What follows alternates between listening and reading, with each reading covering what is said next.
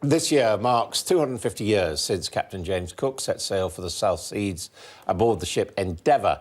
On that journey, he visited the Pacific Islands, which had been unknown to Europe, and he charted New Zealand and the eastern coast of Australia. It was one of the most significant voyages in the history of exploration.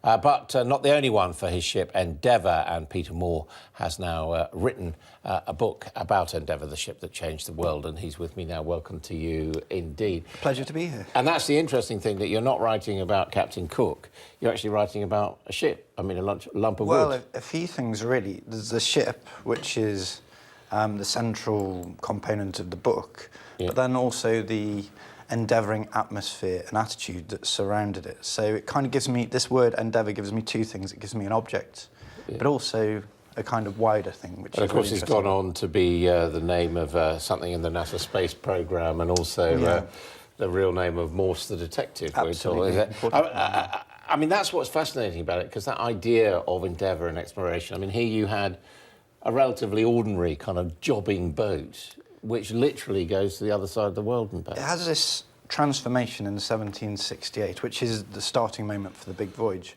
And I was interested in the fact that they, when you read the biographies of James Cook, of which there are many, there will always be this thing in a paragraph where it will say, they found a coal collier in the Thames, bought it, and converted it into an exploration vessel. And I was thinking, why a coal collier? What's a coal collier? Where do coal colliers come from? But more than that, that transformation in purpose between a very industrial, earthy object, which just brings coals from Newcastle to London, into one which has, it almost becomes the Enlightenment under sail. It's filled with botanists. They're going to the far side of the world. In a way, they're more... Why did they choose that boat? Well, they chose it really because it was in the right place at the right time. It had a good storage capacity, it had lots of rugged and robust qualities that they thought might be useful on a long Pacific voyage, because going over to the South Seas, which was the period named for the Pacific, was not an undertaking you'd do lightly. So they needed something strong, and it was really a matter of time, because they needed to get there for the transit of Venus. Time was short, and they went to the Thames and they found what they thought would be good, and it turned out to be excellent.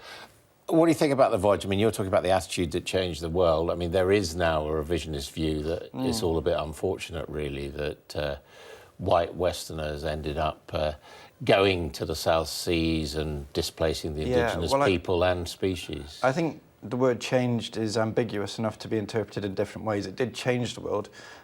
This is a moment of dramatic expansion for Western geography and science and all sorts of things like that.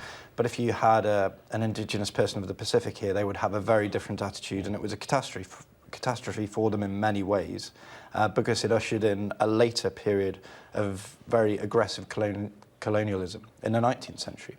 And this is historiography from the last 20 years, which I've tried to bring in alongside the traditional exploration narrative, which comes. I mean, what was Cook's attitude to the people and species that were encountered? Well, he had a very interesting, because Cook, the most important thing you have to remember about him is he'd come up through the classes. He was the son of a farm labourer in Yorkshire, and when you have the 18th century world, it was very stratified. The British caste system had all of its intricacies.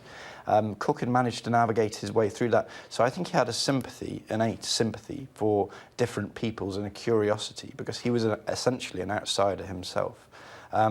Lots have been written about that. He had this desire to find new paths, to explore new geographies, which was really important to him. So even before he went on this voyage, he was in Newfoundland and going up the St. Lawrence River and trying to chart bits of the world that that were not understood. And the extraordinary thing is that the ship had a life after Captain Cook in the American Revolution. So exactly. So it's almost a three-part story for the ship. There were three names, and there were three lives, if you like, in three different periods of history. So you have the Earl of Pembroke, which was a coal collier, was bought and renamed Endeavour.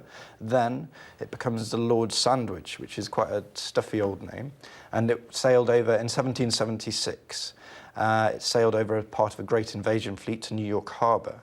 And so this is the twist in the story that isn't so well known, because people might think about Endeavour in the Pacific, but not so much the Lord Sandwich in New York Harbour with Washington and Alexander Hamilton and people like that. Well, you can read all about it in the new book, Endeavour, the ship that changed the world, by Peter Moore. Thank you very much indeed.